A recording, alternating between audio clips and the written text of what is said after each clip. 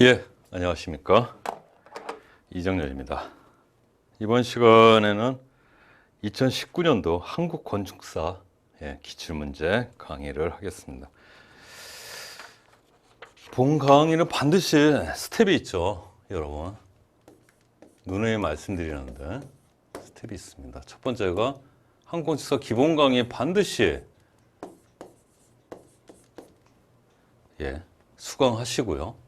두 번째로 기존에 강의했던 거 있죠. 2014년도부터 2018년도 기출 강의, 이것도 반드시 수강하십니다. 그런 다음에 본 2019년도 기출 강의를 수강하시는데 그냥 하시면 안 돼요. 반드시 먼저 문제 풀어보시고요. 문제 풀고 해설 읽을 필요 없습니다. 그냥 답 정도만 맞춰보세요. 그 다음에 강의를 수강한 후에 해설을 정독합니다. 해설을 여러분들이 읽을 수 있는 능력이 되게끔 만들어지는 게 강의예요. 반드시 이 과정 거치셔야 됩니다. 앞에도 마찬가지고요. 반드시 이 과정을 거치시고, 여러분 제 강의는 모든 교과서를 다 뒤져갖고 강의하는 거예요. 그리고 한국건축사는 기출됐던 지문이 그대로 출제되는 경우도 많고, 심지어는 그 앞뒤로 다 출제. 보통 교과서를 보면은 교과서가 이렇게 돼 있죠. 흔히 김노국 교수님 교과서를 보게 되는데, 올해 여기 출제됐으면은 내년에 여기 출제돼요.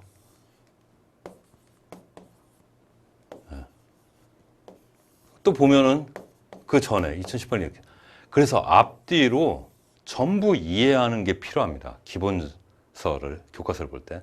근데 심지어는 제 강의 들으신 분들 중에 김동욱 교수님 책 한 번 안 읽고도 80점대를 넘게 받으시는 분들이 있어요. 제가 해설에 상세히 써놨습니다. 해설도 보면 매번 반복돼요. 그래서 정확히 제 강의만, 기본 강의에서 강의만 쫓아오시면은 여러분, 그 정확히 따라오신 분들은 교과서 한 번 안 읽고 80점에서 90점을 획득하신다니까요.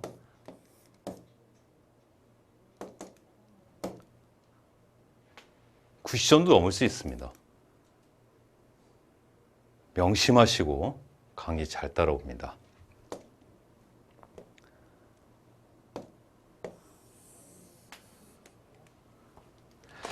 예. 1번 문제부터 풀어보겠습니다. 1번 문제를 풀기 전에 해설을 한번 볼게요. 이제 중층 건물에 대한 중층 건물, 그렇죠? 특히 이제 보수 종목, 보수 기술자 공부하시는 분들은 트라우마가 있죠. 그래서 중층 건물에 대해서 서술형으로 출제가 되면은 공부 짧게 하신 분들은 많이 떨어져요. 중층 건물에 트라우마가 있어요. 지금 이제 제가 설명드리는 거는 중층 건물 문제가 뭐가 나오든 반드시 앞부분에 써야 될 문제들을 얘기하는 겁니다. 그와 동시에 한번 이론적인 얘기를 해볼게요. 중층 건물은 정각계와 탑파계, 용도의 분류죠. 탑파계로 분류가 됩니다. 정각계는 뭐냐 하면은 경복궁의 근정전, 그런 것들이 정각이에요. 그리고 저기 뭐 금산사 미륵전 이런 것 같은 경우에 그 사찰에 있는 것들 있죠. 그런 것들이 정각이고, 탑파계는 뭐냐 하면 탑이야 탑. 황룡사 구층 목탑. 현재 우리가 남아있는 건 뭐죠? 법추사 팔상전하고 쌍봉사 대웅전 두 개만 있죠. 이 중에 지정문화재는 법사 팔상전 하나예요. 쌍봉사 대웅전은 한 번 불에 타버려갖고 지금 한 거는 최근에 복원한 겁니다. 그래서 법사 팔상전 맨날 시험에 나오죠. 탑은 두 가지밖에 없어요. 5층짜리 법추사 팔상선하고 3층짜리 쌍봉사 대웅전 두 개밖에 없어요. 탑하게는. 그래서 정각계는 대부분 뭐냐 하면은 경복궁 긍정자 생각하시면 되잖아요. 2, 3층짜리예요. 그래서 정각이나 물루들이고, 그리고 체감이 커요. 온칸 물림이나 반칸 물림으로 돼 있기 때문에 체감이 큽니다. 대신 탑하기에는 그대로 올라가요. 체감 없이. 쌍복사 대웅전 보면 알 수가 있는데, 법수자 팔장전은 목탑, 탑으로서는 이례적인 거예요. 반칸씩 체감되죠? 아주 이례적인 겁니다. 예외가 법수자 팔장전이 있습니다. 다음 볼까요? 이제 구조적으로 분류를 할 수 있는데, 적층형이 있고 통층형이 있어요. 적층형은 뭐냐 하면은 아래층에 바닥면을 놓고 위층을 올리는 거예요. 우리나라에는 하나도 없죠. 하나도 없어요. 통층형은 뭐냐 하면은 위아래가 뚫린 거예요. 위아래가. 경복궁 근정전이나 심지어 정각계, 탑하계 모두 우리나라 것들은 다 통층형이에요. 그래서 우리나라에 많습니다. 그리고 적층형은 우리나라에 거의 없죠. 거의 없어요. 기껏 있어봤자 숭례문 같은 거. 그렇죠? 밑에 기둥 놓고 이것도 근데 적층형으로 보기 힘들어요. 사실은. 그래서 우리나라보다 일본이나 중국에 많은 게 적층형. 이거 시험에 납니다. 통층형과 차이고요. 다음에 나오는 분류들은 그 김도경 선생이 지혜로 지은 집에 분류해 놓은 방식인데 한번 보겠습니다. 1층의 내고주를 2층 평주로 사용하는 방식. 1층의 내고주를 2층 평주로 사용하는 방식. 뭐죠, 이게? 보통 우리 이렇게 되죠. 그렇죠? 이거 그림 제대로 그려보자. 보통 이렇게 되죠.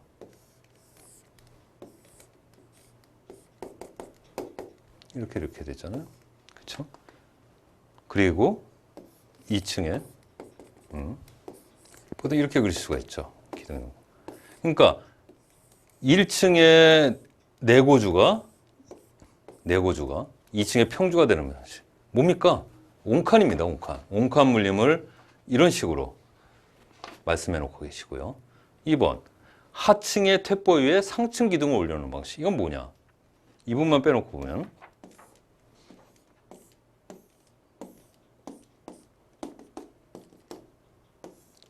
이렇게 구성이 되는데, 그렇죠?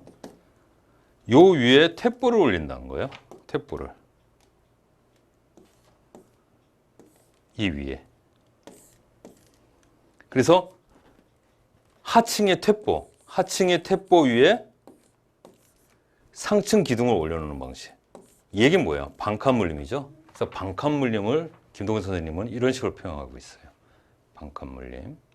반칸 물림 아닙니까? 이거 온칸, 한 칸은 물려진 거고 반칸 물림이고. 그리고 법수사 팔상전과 금상사 미륵전과 같이 하나의 건물에 두 가지 방식을 혼합해서 사용. 이건 뭐냐 하면 결국 뭐냐면은 3층 이상으로 갈 때 저게 교차해서 나타나는 반칸 물림 얘기하는 거예요. 사실은 무슨 얘기냐면 봅시다. 이게 이제 세개층으로 넘어갈 텐데,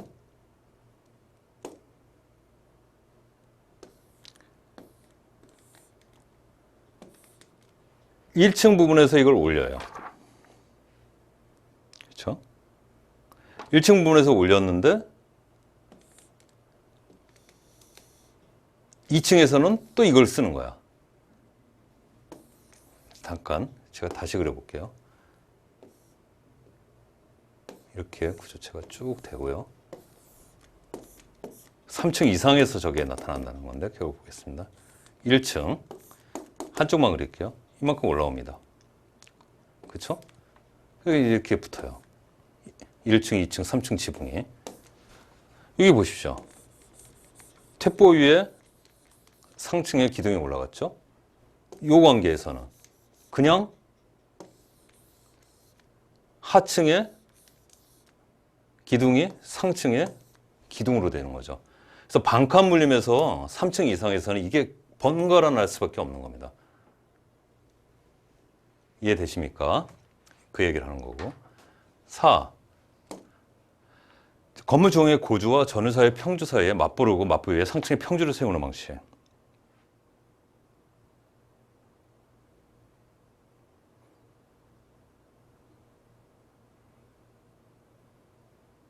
건물 중앙에 고주와 전후의 평주 사이에 맞보를 이렇게 걸어요. 양쪽에서 거는 거죠. 맞보입니다. 맞보를 걸고 맞보 위에 평주를 세우는 방식. 이 얘기를 하는 거예요. 흔히 뭐예요? 물루죠, 물루. 그렇죠? 숭례문이나 이런 문루들이 이런 식으로 돼 있죠. 그냥 가볍게 보시면 됩니다. 다음 보겠습니다. 그래서 온칸 물림은 뭐가 있냐? 그렇죠? 저는 그냥 이거 외웠었어요. 전, 무, 마. 좋습니다. 귓보형, 귀잡이보형. 이제 반칸 물림에 저런 게 있는데 반칸 물림에 틀림없어요. 이렇게 됐을 때 여기다가 올린 게 맞아요. 그렇죠? 근데 평면상의를 봤을 때 분류입니다. 귓보형은 뭐냐? 귓보형은 모서리 부분은 위에서 본 겁니다. 모서리 부분에서 봤을 때, 위에서 평면상으로 봤을 때 귓보는 이걸 귓보라고 그래요. 이렇게 놓는 거를 귓보. 그래서 기둥들이 이렇게 들어가는 거예요. 위층, 상층 기둥들이. 이걸 귓보라고 그래요. 그래서 귓보형. 반칸 물림의 일종이죠. 귓보형. 그리고 귀잡이 보형은 뭐냐? 귀잡이 보형은 이렇게 됐을 때 이렇게 놔도 귀잡이 보고 이렇게 해도 귀잡이 보여요. 여기다가 기둥 놓는 겁니다. 기둥. 위층 기둥을. 탭보에도 놓고 이 부분에서. 기고주형은 뭐냐? 기고주형은 평면상에서 봤을 때 이게 다 보입니다. 귓보나 귀잡이보를 두지 않은 상태에서 그냥 고주 놓는 겁니다. 이게 귀고주예요. 이렇게 되는 겁니다. 이렇게. 귀고주형. 그리고 혼합형이라 했는데 저건 이제 팔상전 하나인데 법치서 팔장선. 저건 뭐냐 했을 때 이렇게 되는 겁니다. 이렇게 됐을 때 위에서 본 겁니다. 위에서 봤을 때 귀잡이보를 이렇게 때리고요. 귓보가 오다가 밑으로 해서 들어가는 겁니다. 이건 혼합형이에요. 귀잡이보가 위에 있고 귓보가 밑으로 들어가는 거를 혼합형. 그 정도 알아두시면 충분합니다.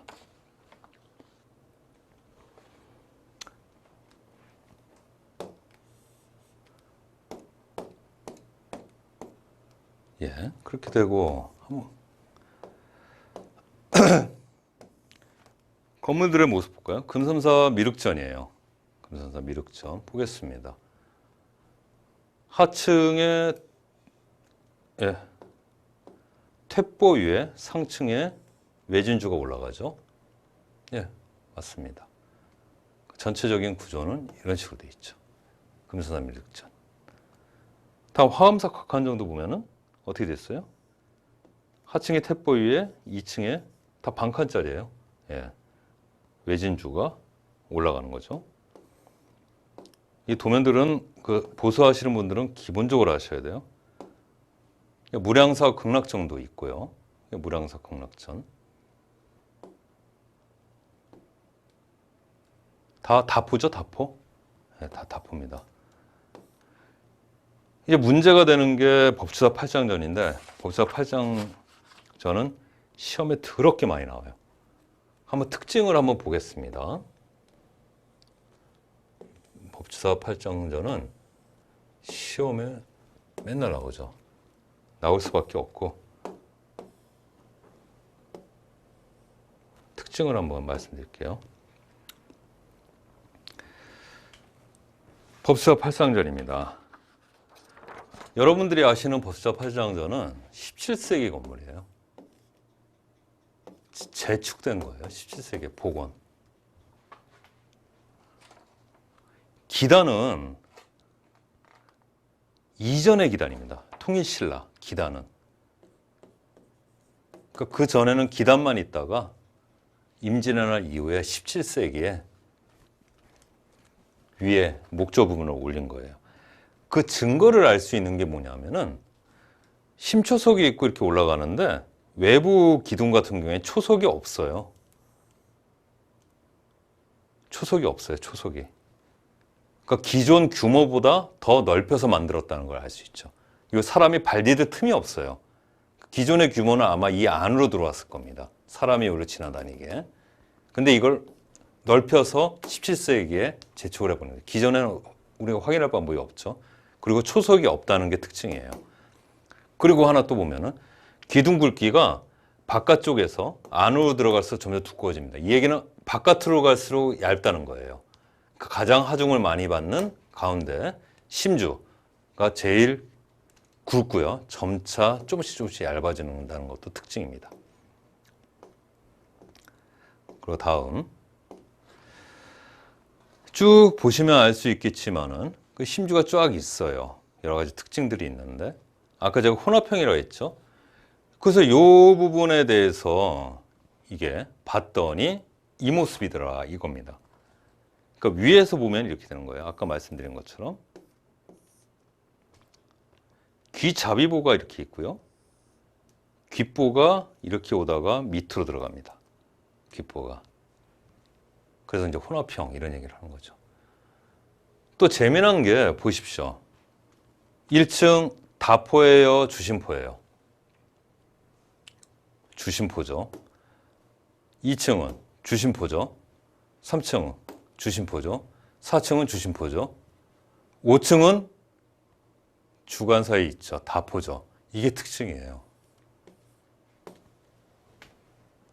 1층부터 4층은 주심포인데 5층이 다포라는 것도 특징이고, 그리고 상부에 이 귀틀 우물정자로 계속 엮어놨어요.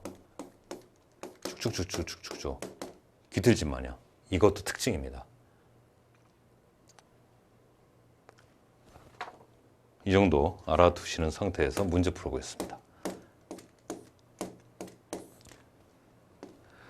서로 다른 공포 양식이 함께 사용된 건물은 볼 것도 없어요. 팔상전입니다. 1층부터 4층까지는 주심포, 5층은 다포. 땡. 다른 것들은 다 다포입니다. 조선시대 건물들이고요. 다 중층 양식이에요. 예.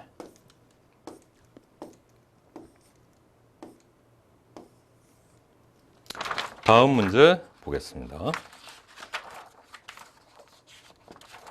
그 중간중간에 있는 부록들은 여러분이 각자 한번 해보시는데 따로 강의를 열 예정입니다. 뭐라고 확답은 못 드리겠는데 따로 강의를 개설해 볼까 하고 있어요. 그 부록 부분들도 중요한 부분들이라 한번 보겠습니다. 밑에 그림들부터 보죠. 이거 여러분들 수없이 본 거예요. 전부 다 청동기 유적지들이에요. 청동기 유적지의 특징들이 있죠. 그쵸? 청동기 유적지의 특징 다 장방형이라는 게 보이시죠? 여주 흔암리도 장방형, 부여성국리도 이렇게 되는데 각각의 특징들이 제가 다 시험에 나눈 겁니다. 보겠습니다. 일단 평면이 장방형이에요. 기존까지 신석기 때까지는 뭐죠? 평면이 어때요? 원형이나 말갑방형 방향인데 라운드진 거 모서리가. 그리고 여주 흔암리 이거 외우시면 됩니다. 기둥 간격을 보면 이렇게 불규칙해요. 그래서 기둥 간격이 불규칙하다는 게 특징입니다. 다른 데도 불규칙해요. 그러니까 청동기 주거지의 특징으로 좀 알아두시고 특히 여주 흔암리 저 기억해 놓으셔야 됩니다. 부여 성국리 한번 보겠습니다. 딱 보니까 여러 집들이 모여 사네. 그러니까 청동기의 특징 중에 하나가 집단 거주지예요. 전복경제다 보니까 모여서 살아요. 신석기 때까지는 시족, 시족이 작은 마을, 불과 서너 개의 집들이 모여서 한 마을을 형성했을 뿐인데 집단 거주지예요. 그 전복경제고 막 싸워요. 다른 마을들이랑. 쌈질해요. 그래서 나오죠, 여기. 목책. 송국리에서는 목책이 발견됐어요. 목책이 뭐예요? 나무 울타리. 지금은 이제 규정이 바뀌었습니다. 그 법령에서 목책은 나무 울타리로 국어 순화를 시켰어요. 그리고 특징적인 게 송국리에 발견된 유적지의 특징 중에 하나가 뭐냐면 실내에 화덕이 없는 것이 발견됐어요. 있는 것도 있지만 기본적으로 신석기 때는 깊게 움집을 파죠. 움집이라고 하죠. 그리고 화덕을 하나 놓죠. 근데 청동기 때는 얇게 파요. 날씨가 따뜻해지니까. 그리고 화덕을 두 개 놔요. 하나는 취사, 하나는 난방용으로. 근데 이제 심지어는 두 개가 나오는데 송국리 같은 경우에는 실내 화덕이 없는 경우가 있어요. 밥은 밖에서 해 먹었나 봐요. 그래서 울산 검란리 같은 경우에도 유적지 딱 보겠습니다. 딱 보니까 집터들이 많아요. 집단 거주지. 마찬가지입니다. 그리고 환호. 호가 보이죠? 환호. 둥근 호예요. 호를 팠어요. 이게 다 침입하지 말라는 거예요. 항상 전쟁이 일어나니까. 연마을이랑. 그리고 이제 파주 교활이 한번 볼게요. 이거 다 외워놓으셔야 됩니다. 다 시험에 났던 거예요. 여전히 보니까 기둥 간격이 불규칙해요.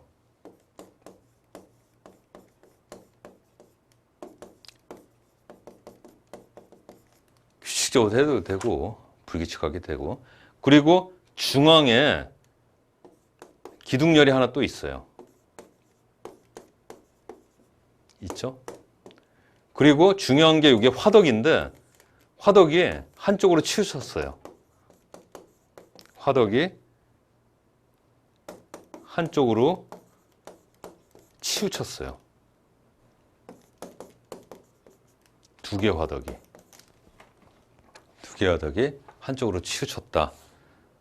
예, 이것도 특징입니다. 재밌는 거는 청동기 때 유적지는 리자로 끝나는 말은 예, 해본 소리고요. 다음 거 보겠습니다. 다음 문제. 경주 사천왕사지와 경주 이제 망덕사지가 나오는데 우리 한번 사지 순서 외워볼까요? 고구려 사지 기본 강의 때 했던 겁니다. 뭐죠? 두 문자 초이 원상 정청 금 청암리 사지를 금강사지라고 부르기 때문에 이렇게 한 겁니다. 백제 사지 어떻게 되죠? 궁금 미정동 궁금 미정동 이 순서가 거의 발생 연대 순서대로 제가 만들어 놓은 거지만은 간혹 선우가 바뀐 것도 있습니다. 다음 신라 시대 어떻게 되죠? 흥영황분 흥형황분 이제 통일신라도 오죠? 부사감 망불 그리고 화해범실 예, 나오죠. 이 불이 불국사예요. 가문사지. 가문사지와 불국사의 특징은 뭐냐 하면은 구릉이고 석탑을 갖췄다는 거예요. 근데 사천왕사지와 망덕사지의 특징은 뭐냐 하면은 평지고 경주 시내입니다. 평지고 목탑을 갖췄다는 게 특징입니다. 이 시험이 잘 나오는 얘기죠. 예, 이렇게 되고 고려시대 사지 어떻게 되죠? 두 문자 불, 흥, 해, 법, 금 그쵸? 회, 봉, 부수, 심, 석, 성 그쵸? 이거 2019년도 시험에 나왔죠? 네. 이렇게 됩니다. 이거 다 아는 상태에서 한번 보죠.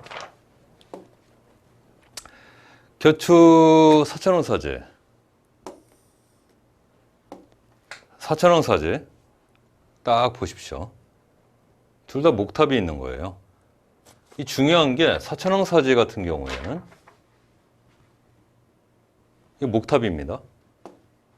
중요한 게 종루와 경루가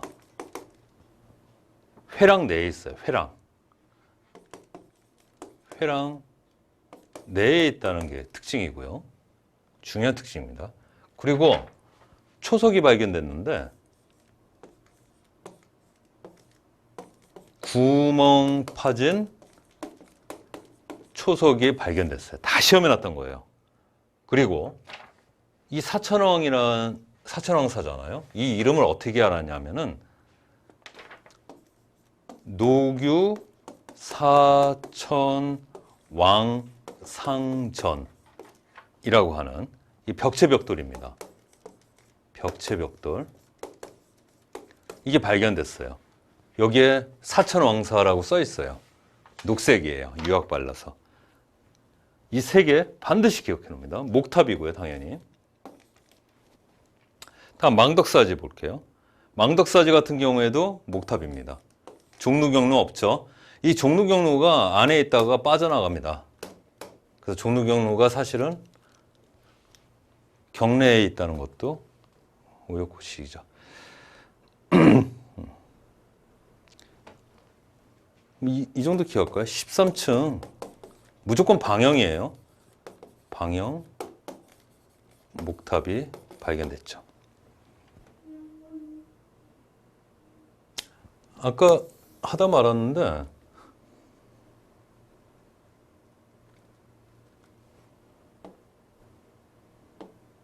네. 고구려 같은 경우에 뭐죠? 1탑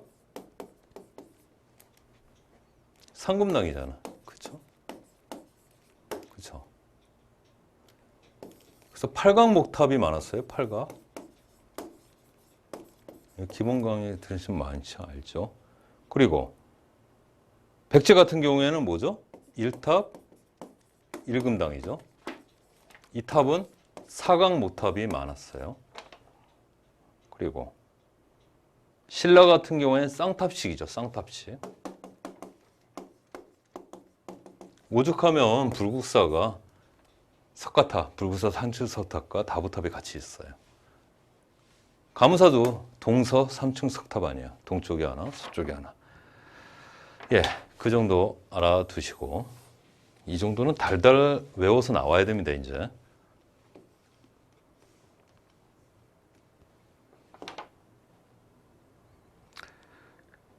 원주 거돈사지인데 이 원주 거돈사지는 신라 하대 창건이 됐고요. 그리고는 흔적은 없어졌습니다. 왜? 고려 광종 때 중창이 돼요. 그 현재 보는 유적은 고려 광종 때 거예요. 이게 현 유적이죠. 현 유적이에요. 현 유적. 그래서 고려 때 대표적인 사찰로 나오는 거예요. 창건은 신라 때 됐지만은. 아시겠습니까? 그리고 삼층 석탑 인터넷 찾아보세요. 이런 게 나오고. 다음 법천사지 볼게요. 법천사지 역시 신라 때 창건된 거예요. 이것도 신라 하대 때 창건은. 근데 그 흔적은 찾아볼 수 없는 게 지금 유적들은 고려의 대표적인 거예요. 고려 때 유적들을 지금 우리가 보고 있는 거죠. 그래서 지강국사 현묘탑이 있고요. 탑비. 그 승탑이죠. 부도입니다. 이거는 승탑비, 부도비 이렇게 되고요. 그래서 먼저 법천사지의 특징으로 볼 수 있는 게 뭡니까? 경사지의 석축이죠. 이 경사지입니다. 등고선 보이죠? 석축 알 수 있고요. 그리고 보니까 배수로가 쫙쫙 보이죠, 이거. 배수로도 특징이에요. 석축과 배수로가 대표적인 특징입니다. 경사지는 대부분 석축이죠. 단차를 하려고 하는 거고. 이거는 제가 예로 놓은 겁니다. 지금부터 현메탑 같은 경우에 대단하죠. 이거 같은 경우에는 서역, 페르시아의 영향을 받은 걸 알 수가 있어요. 유리잔이나 이런 것들이 여기 그 조각이 되어 있는 거죠. 이렇게 되고, 다음 볼게요. 경천사지 10층 석탑은 뭡니까? 이거 고려때 탑이에요, 고려때. 얘는 원각사지 10층 석탑은 조선때 탑입니다. 근데 모양이 비슷하죠? 맞아요. 모방한 거예요. 결국 뭐냐면은 원나라에서 고려 때 다포가 들어오잖아요. 그 다포 양식을 보여주는 전형적인 게 경천사지 10층 석탑입니다. 왜? 나무로 된 거는 다 불타 없어졌어요. 모방해서 이렇게 나오죠. 원각사지 중요하죠. 이 원각사지 10층 석탑 어디 있어요 지금? 탁구공원, 파고다공원. 그쵸? 서울 시내 딱 버티고 있습니다. 여기서 중요하게 여러분들이 하나 알아두셔야 될 게,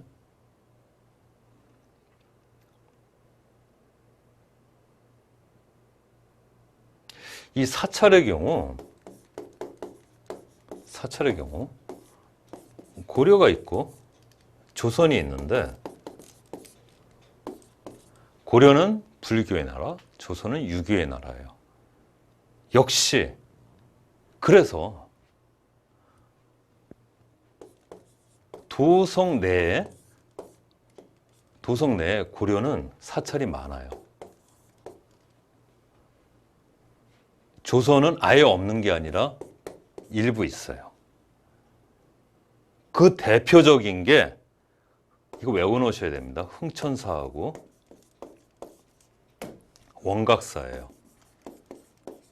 그 원각사지 10층 석탑 생각하시면 알잖아요. 지금 탁골공원에 있잖아요. 파우더공원에. 흥천사는 태조 때, 태조 이성계 때 한 거고요. 원각사는 세조 때, 단종모래는 나쁜 삼촌 세조 때 세운 겁니다. 그러니까 유교의 나라 조선이라 하더라도 도성 내에, 그쵸? 왕실이 중심이 돼서 일부 사찰들이 있었다 정도 기억을 해 놓으십니다. 중요한 사항이죠. 고려 때는 도성 내에 아주 많아요. 이따 확인할 수 있을지 모르겠는데 조선에 적었지만은 대표적이면 그래도 있었다는 거예요. 적었지만 있었다. 흥천사와 원각사가 있었다.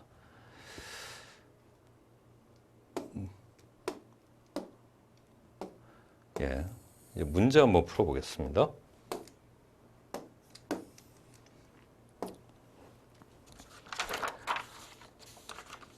옳지 않은 것은 청동기 시대 여주 훈암리 아까 했었죠.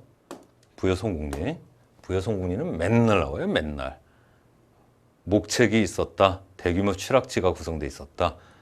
그리고 그 거주지 들여다봤더니 실내 화덕이 없는 유적이 발견됐다. 맨날 시험에 나옵니다. 맞는 겁니다.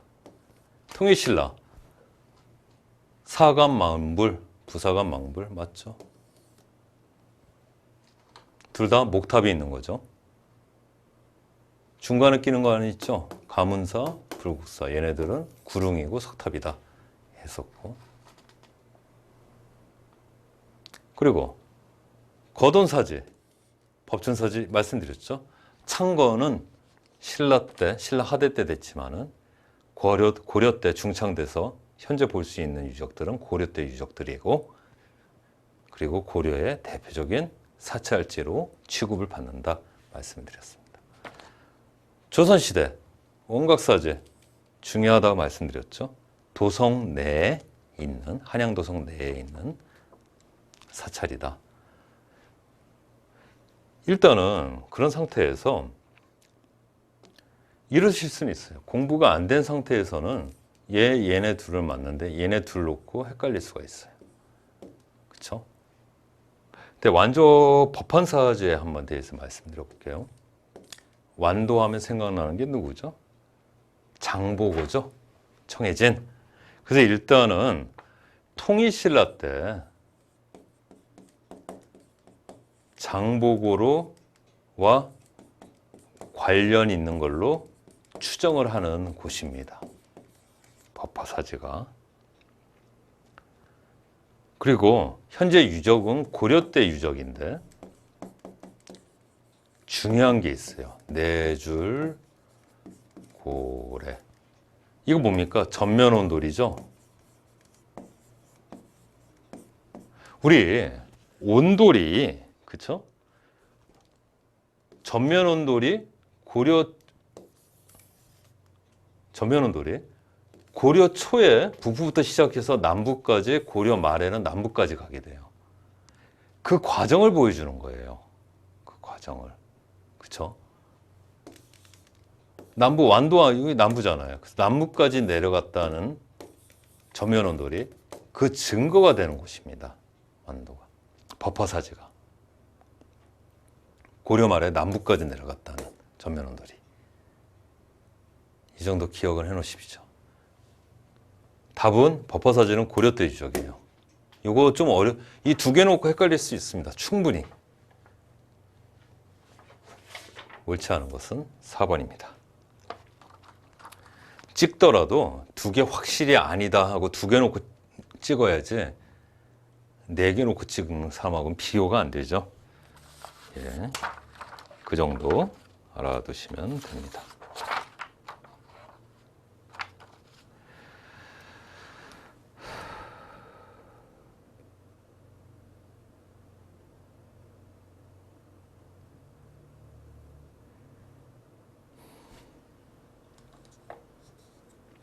다음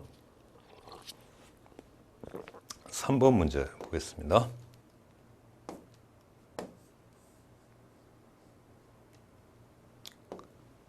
한번 문제 볼게요.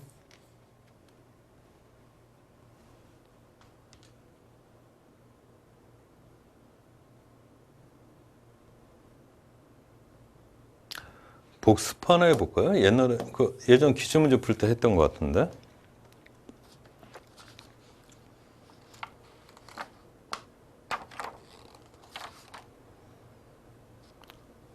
건축 장인에 대해서 한번 얘기해 볼게요. 건축 장인.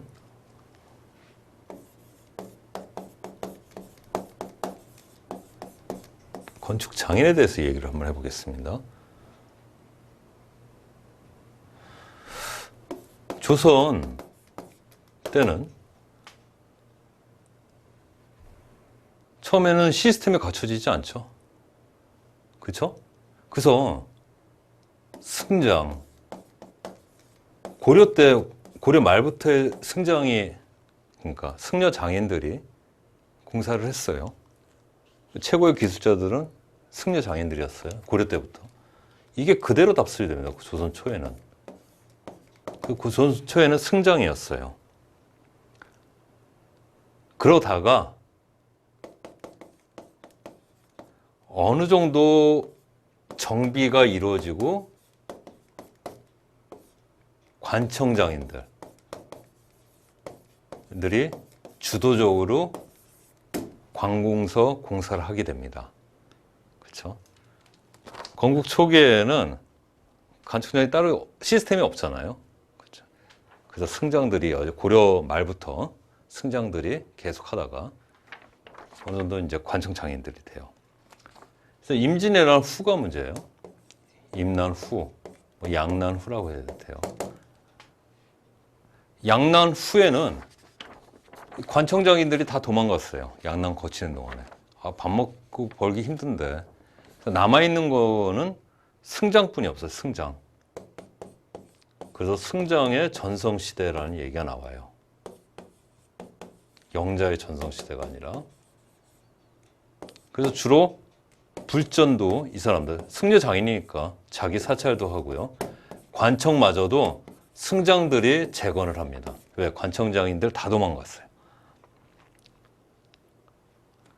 또 19세기 후반부터가 문제가 되는데, 이때는 승장들보다도 대궐목수라는 게 등장을 해요.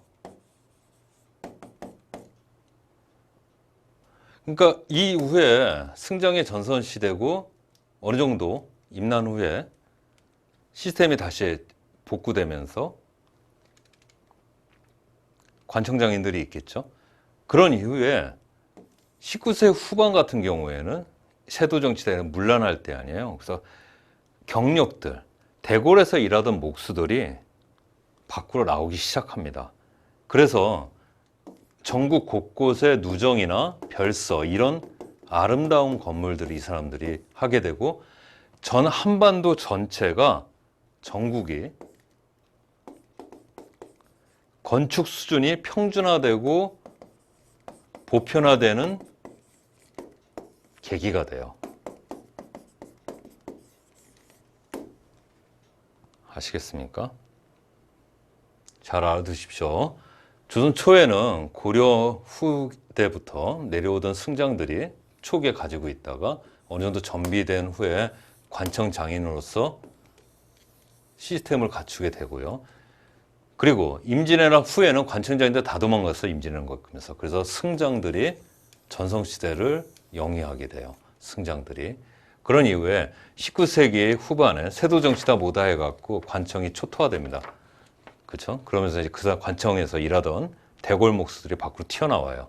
그래서 대궐 목수들이 전국을 돌면서 누정이나 별서 이런 것들 지는 바람에 전국의 순기능이죠. 건축 수준이 평준화되고 보편화된 계기가 됩니다. 반드시 암기하셔야 될 사항입니다.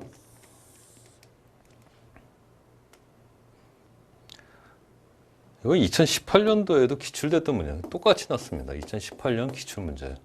옳지 않은 것은 부석사 조사단 건립 시 승려 신경이 대목을 맡았다.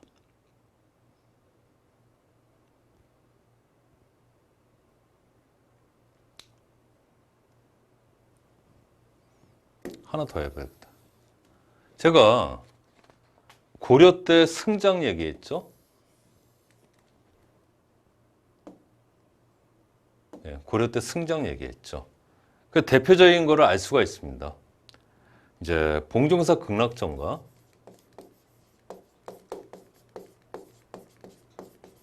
낙전 중수가 있고, 그렇죠? 그리고 부석사 조사전 이거 두 개 외우셔야 돼. 시험 났던 거예요. 조사전 건립이 있는데 이걸 했던 사람들이 이름이 뭐냐면은 이거 외우셔야 돼요. 굉계. 이거는 심경이에요. 이름에서 탁 튀어나오죠. 승려장인들이에요. 승려장인들. 승려장인들이에요. 법명입니다. 굉계 심경. 외워놓으셔야 돼요. 봉준사 극락전 중수했던 사람은 굉계, 건립했던 심경. 이거 다 승려장인들이에요. 여기서부터 연결되는 거예요. 여기서부터.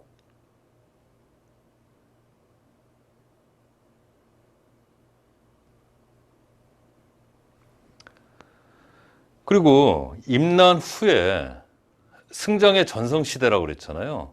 그렇죠? 여기서 이제 대표적인 게 하나 있는데 흥국사 대웅전을 요게 중수래요. 흥국사 대웅전. 이 예로서 흥국사 대웅전. 흥국사 대웅전을 중수했는데 이때 했던 사람이 개특대사. 개특대사. 그리고 통일대사예요.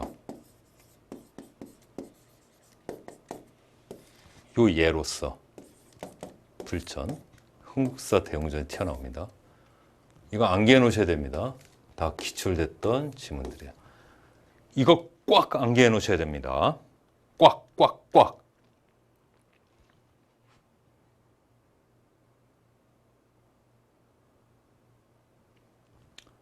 그리고 또 하나.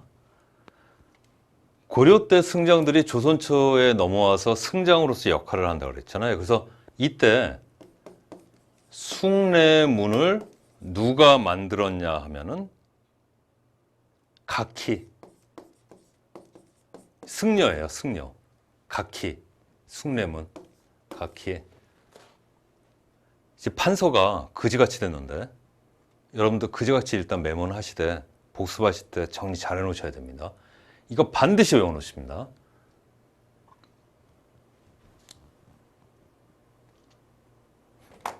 반드시 외워놓으세요. 반드시 외워놓습니다.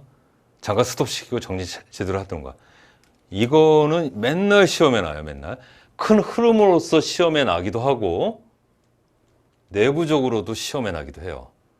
아시겠어요? 내부적으로도. 오케이. 그런 상태에서 문제 한번 풀어보겠습니다. 오찬옥사 부속사 조사당 건설 시 언제요? 고려 말이죠. 승려 맞습니다. 심경 맞아요. 아까 했던 거죠. 신경 맞더라도 승려라는 데를 알아야죠. 승장입니다.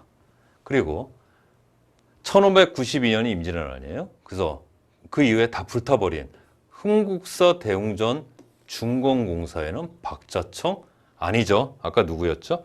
개특대사. 승려가 나와야 돼. 승려. 개특대사, 통일대사. 승장의 전성시대 아니에요?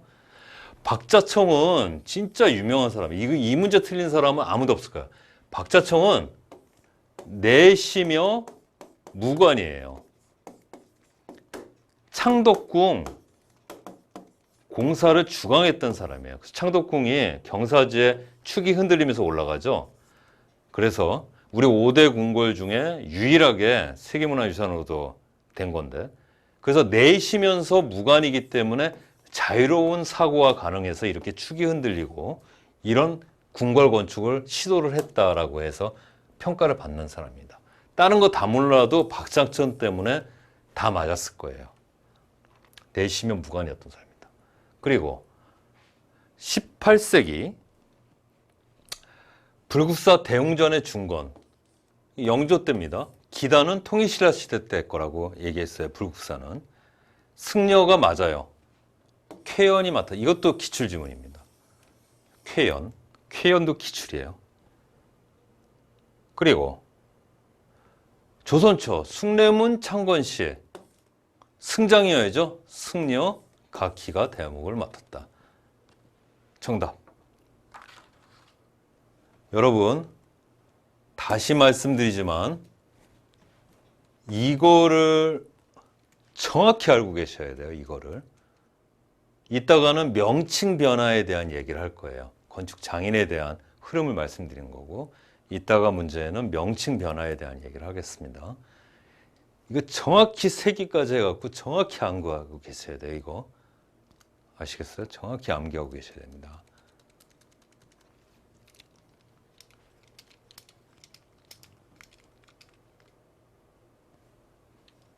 하나 더 집어넣죠, 뭐. 여기 이제 승장의 전성시대 이 얘기도 했지만 또 하나 아까 불국사 대웅전 나왔잖아요. 그렇죠? 불국사 대웅전. 이거 역시 승장이에요. 누가 했다고? 쾌연. 그렇죠? 쾌연. 이건 쾌연이 했다.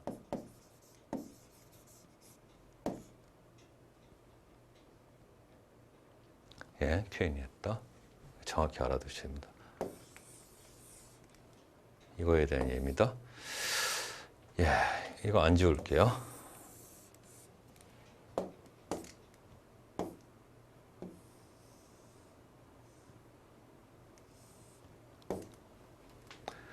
이거에 대한 이제 4번 문제에 대한 설명을 해볼게요. 관악묘가 뭐냐 하면은, 관악묘는 관우상을, 관우입니다. 모시는 곳이에요. 위패가 아니에요. 그 동묘나 이런 데 가보면은 이렇게 거대한 관우상이 딱 있습니다. 이렇게 불상 마냥. 그래서 위패를 모시는 데가 아니에요. 관우상 모시는 데고.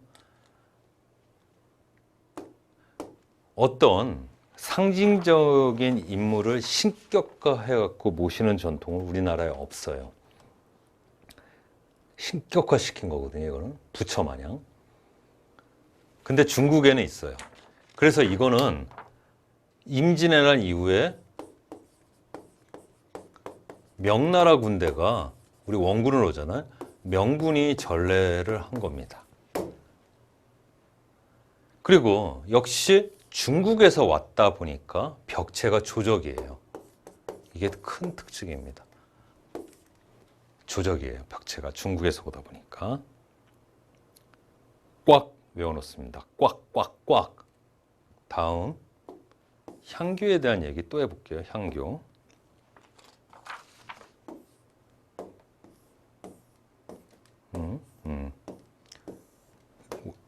이번 문제는 되게 중요하죠. 예, 뭐 중요한 것들이 막 나옵니다.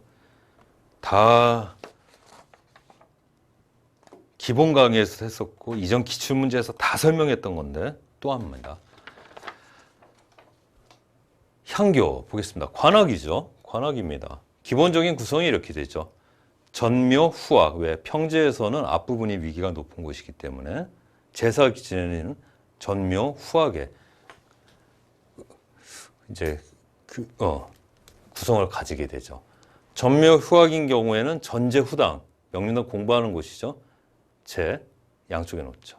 동제는 뭐야? 선배들이 자는 곳. 서제는 후배들이 자는 곳. 학년이 낮은 애들이 자는 곳. 뭐 대성전은 뭐 하는 곳이죠? 그렇죠. 공자와 그 4대 제자부터 해갖고 각종 중국 선현들 모이는 곳.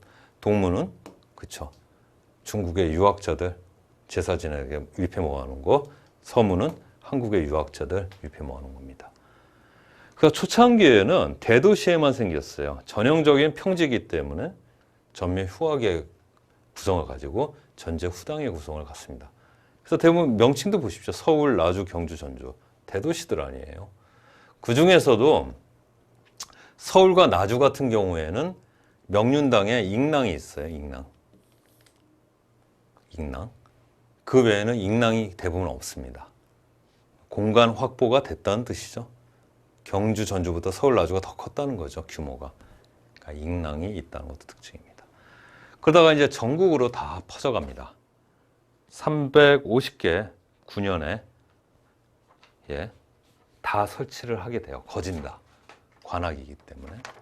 근데 전국으로 설치되다 보니까 이런 대도시들 마냥 평지가 아니에요. 경사지도 있어요. 그래서 전학 후묘의 구성을 갖게. 이렇게 경사지가 있으면 뒤가 위기가 높은 거예요. 그렇죠? 그래서 학이 앞으로 나오고 묘가 뒤로 갑니다. 전학 후묘에 가지게 되는데 경사지다 보니까. 그리고 이 학익 같은 경우에도 명륜당이 있고 서제, 동제가 앞이죠. 전제, 후당이죠. 이게 원칙이에요. 영남, 경상도 지방은 원칙을 따릅니다. 근데 예외적으로 호남 지역이 많은데 전당 후제, 명륜당이 앞에 있고 제가 뒤에 있는 것들을 갖는 게 많아요. 이거 시험 맨날 나오죠. 외워두셔야 될 게 뭐냐면은 장수나 고은, 전라도가 맞아요. 그 외에 강릉, 영천도 외워놓으십시오. 강원도가 호남을 많이 쫓아갑니다. 왜 많이 쫓아다니는지 모르겠어요. 강원도는 오히려 경상도에 가까운데. 그 장서영군은 동무와 서무도 없는 것도 특징이에요. 장서영군은. 다음 보면은. 그리고 그러니까 이게 원칙이에요. 전제후당이. 원칙, 예외. 호남 지역 예외인 거 또 하나 있었죠. 뭐죠? 그죠? 정자의 평면. 가운데 온돌만 두고 다 문을 적으면은 그쵸? 가운데 온돌만 두고 마루 둔 거. 테두리에. 이것도 특징이죠. 네 군데 다 조망이 가능합니다. 다음 보겠습니다. 다음은 이제 자학, 우묘, 자묘, 우학 뭐 이런 얘기가 나와요. 일부 책에는 잘못되어 있는데 이거 좌양 개념으로 합니다. 그래서 자학, 우묘는 뭐냐면은 여러분들 기준이 아니에요. 조선시대 기준이에요. 그래서 학이 어디 나오죠? 동쪽에. 그리고 묘가 서쪽에 있는 게 자학, 우묘예요. 좌묘, 우학은 뭘까요? 묘가 그쵸. 동쪽에 학이 서쪽에 있는 게 좌묘, 우학이에요. 눈썰미 있는 분은 아십니다. 은근히 묘를 그쵸? 제사 기능을 뒤로 뒀다는 걸 아시겠죠? 완전히 대칭되는 거, 뒤로 밀려 있다는 걸 지금 아시겠습니까? 이 얘기는 꼭 뭐냐면은 묘를 여전히 우선시했기 때문에 위계가 더 높아서 뒤로 났다는 거예요. 뒤로. 이게 중요한 거예요, 사실은. 자우며 다 외우고 자묘가 다 외우고 이게 중요한 게 아니라 이게 중요한 거예요, 이게. 같은 레벨에 놓더라도 묘 공간을 조금 더 뒤로 나와서 위계를 높였다라는 게 더 중요한 겁니다. 이거는 반드시 외워놔야 되고요. 전당호체.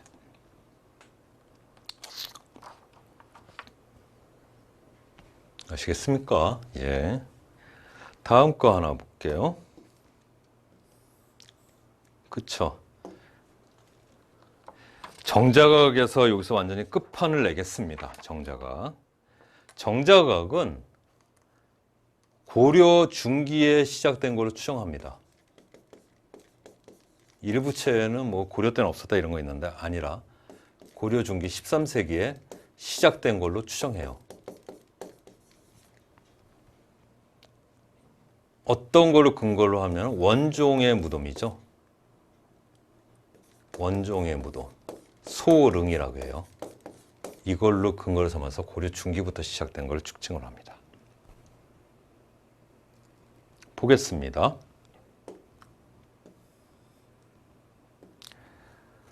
팔칸 정자각과 오칸 정자각의 시대적인 변천에 따라서 왔다리 갔다리 해요.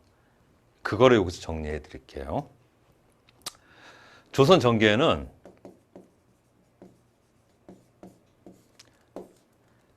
팔칸 정자각을 많이 했습니다. 크게 왕릉도 크게 졌다는 뜻이죠.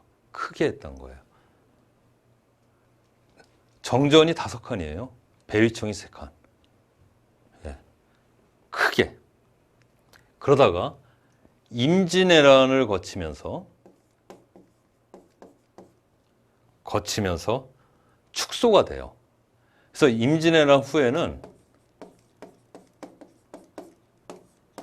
5칸 정자각이 많습니다. 전쟁 치르고 나서는 돈도 없고 제목도 없고 인력도 없는데 정자각을 크게 칠 필요가 없다 해서 축소가 되는 거예요.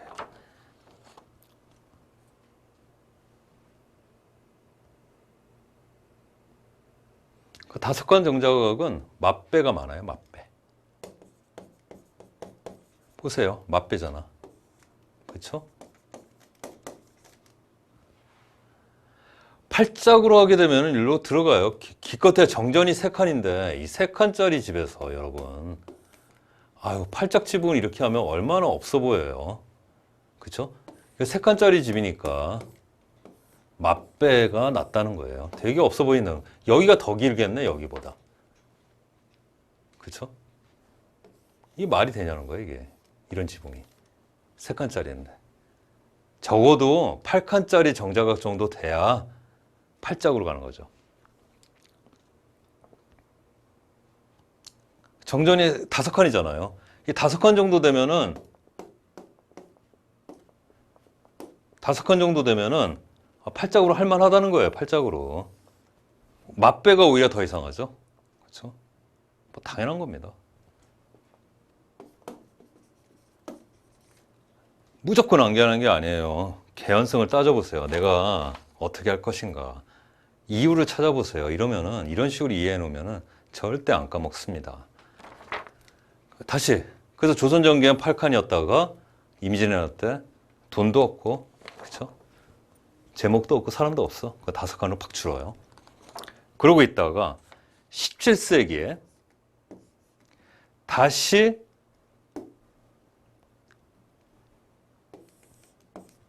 팔칸이 많아져요.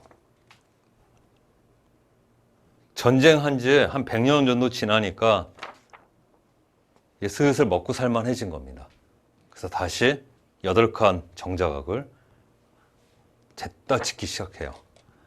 그러다가 우리의 보르, 정조. 정조는 역시 실용적인 사람이에요. 다시 5칸으로 갑니다. 다시 5칸으로. 역시 정조는 달라요. 그 정조 이후에는 5칸이 많아요. 이해 되십니까? 예. 그렇게 되고,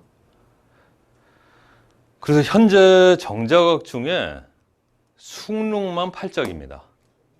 숭릉만 8작이에요. 현재 정자각 중에 숭릉만 8자각이고, 여담으로 한번 말씀드리면은 이 계단이 지금 1개가 보이죠. 근데 저쪽 반대쪽에는 계단이 2개예요. 왜 그럴까요? 신도와 인도를 따라서 홀령과 사람이 같이 왔다가, 그렇죠? 홀령은 여전히 여기 있고 사람만 내려가요. 계단이 이쪽에는 2개고 계단이 이쪽에 1개. 아닌 경우도 있다. 그 정도 말씀드리고, 다음 이제 읍성에 대한 얘기를 해볼까?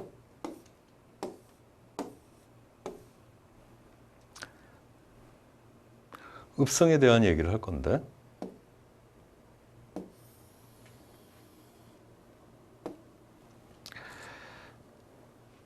읍성의 끝판왕입니다. 이건 반드시 외워놓습니다. 읍성. 원칙적으로 읍성은 고려 말에 시작됩니다. 성을 둘렀다는 거잖아요. 왜 그러냐 하면은 홍건적과 외구 침입 대비예요. 홍건적과 외구 침입이 일어나면서 무장들의 권위가 높아지고, 이성계가 그걸 빌미 삼아서 쿠데타 일으켜서 조선 세운 거 아니에요? 근데 외구 침입이 많을 때예요. 그럴 때 고려 말에 읍성을 쌓기 시작했습니다.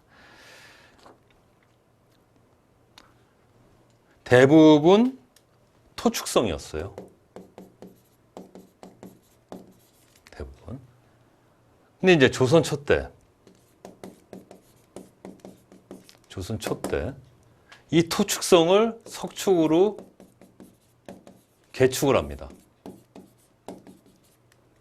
조선 초 때 토축성을 석축성으로 개축을 해요. 그러다가 16세기에 지배하고 있던 게 누굽니까? 사림 아니에요, 사림.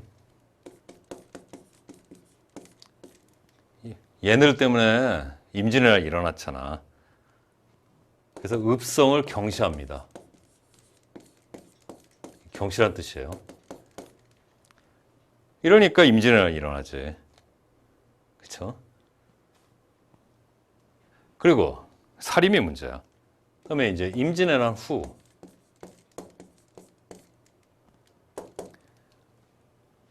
아직 정신 못 차립니다. 읍성도 대대적으로 보수하고 산성도 보수해야 되는데 산성만 강조해요. 읍성은 산성만 보수합니다. 읍성은 신경도 안 써요, 임난후에. 아직 정신 못 차린 거예요. 그러다가 18세기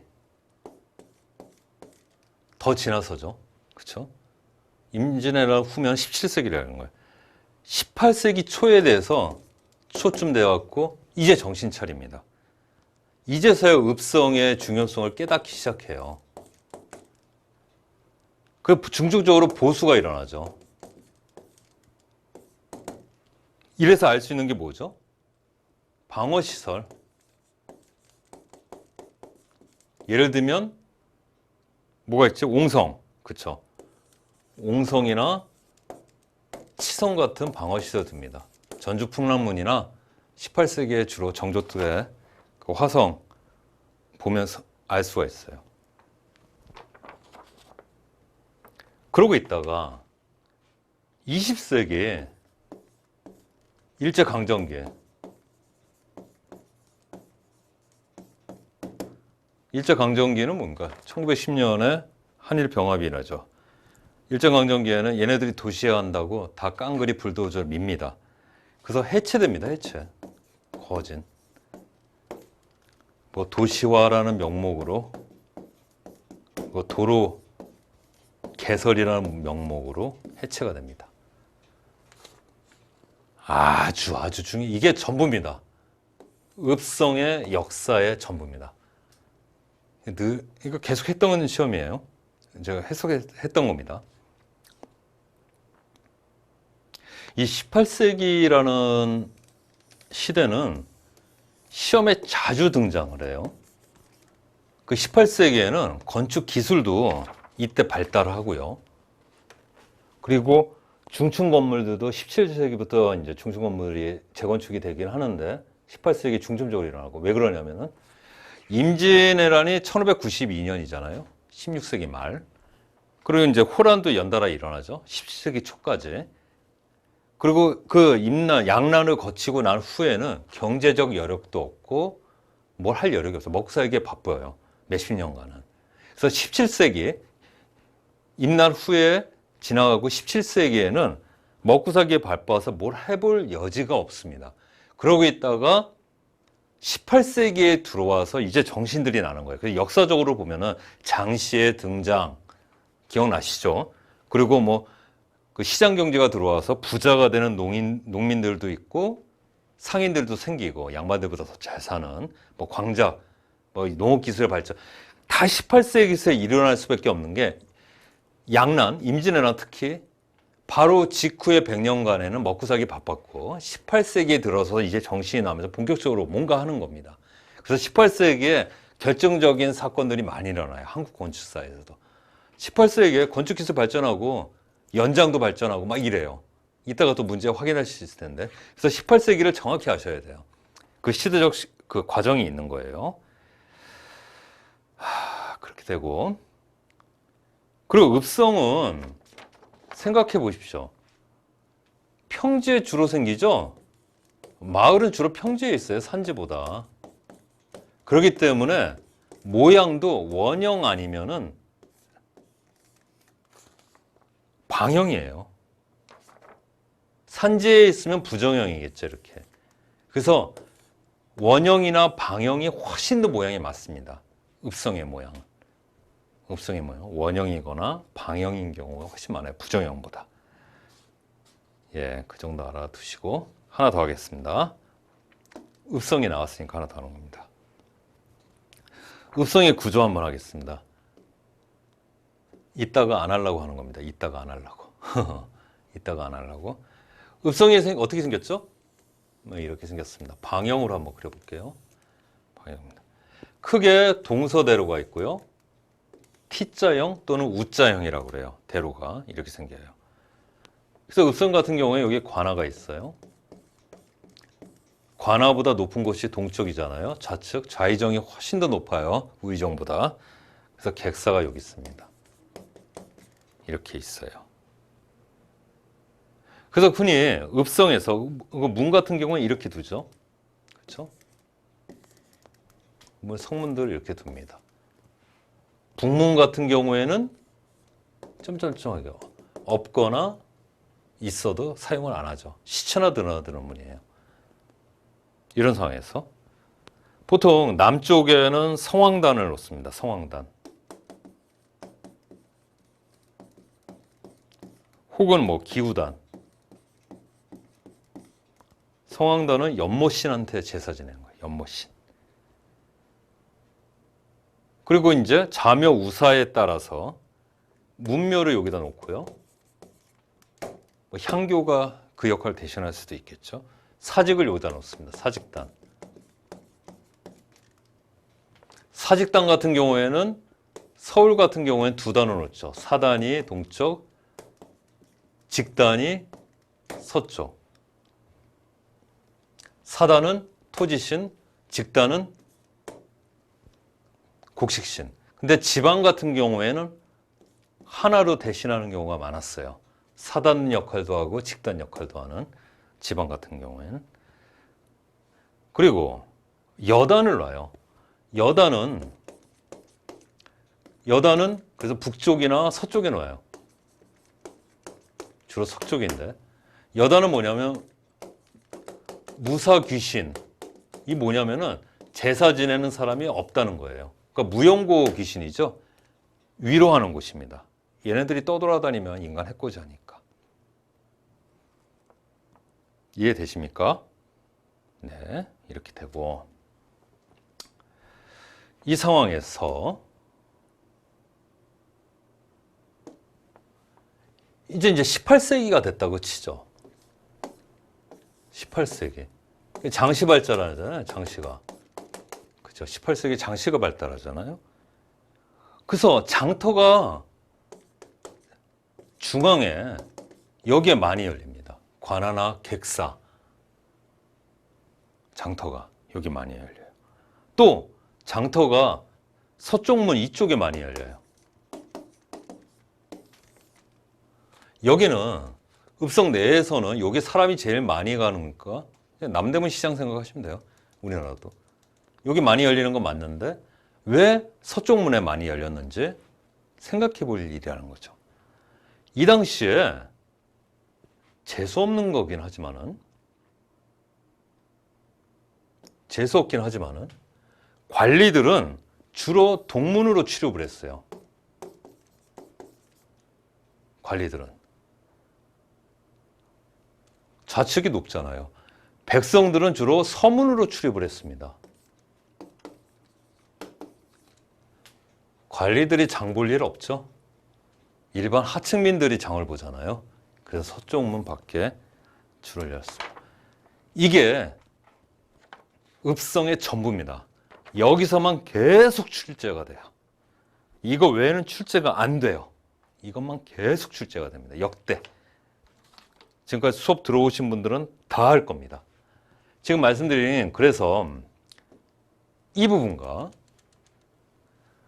이 부분이 읍성에 대한 모든 것을 다 한 거예요. 읍성에 대한 모든 것을. 이제 문제 한번 풀어보겠습니다. 그러니까 이제 아까 읍성 모습보지죠. 회미읍성 원형이죠. 네모, 그쵸? 장기읍성은 부정음이죠. 그때 보면은 평지에 있기 때문에 방형이나 원형인 경우가 많아요. 그걸 잠깐 보여드린 거고. 문제 풀겠습니다. 옳지 않은 것은 그렇죠. 관우를 모시는 관왕면은 조선 초기부터 건립자 아니죠. 임진의 날 이후에 명군이 갖고 들어옵니다. 그래서 이제 그 중국 양식으로 짓기 때문에 조적으로 만들게 되고 실제로 동묘 같은 데 이렇게 쓱 가보면은 위패를 모셔놓은 게 아니라 그렇죠. 관우상이 있어요. 불상마냥. 그 일반 어떤 장수를 일반인을 신격화하는 거는 우리나라는 거의 없는데 중국에는 있다. 볼 것도 없네. 바로 여기서 답이네. 다음. 평지에 자리한 전주환교는 여기까지 맞죠. 전묘 후학의 형식이다. 맞아요? 맞죠. 평지기 때문에 앞부분이 위기가 높은 곳이에요. 그래서 묘가 위에 앞에 있고 강학 부분, 그분이 뒤에 있는 거죠. 맞습니다. 왕릉에 있는 정자각은 재앙시 사용하는 건물이다. 맞습니다. 조선 초기 읍성의 대부분은 토축성을 석축성으로 개축했다. 맞죠?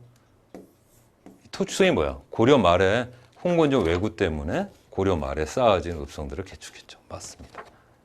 정답.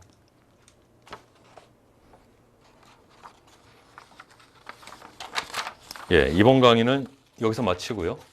다음 시간에 이어서 강의를 하겠습니다.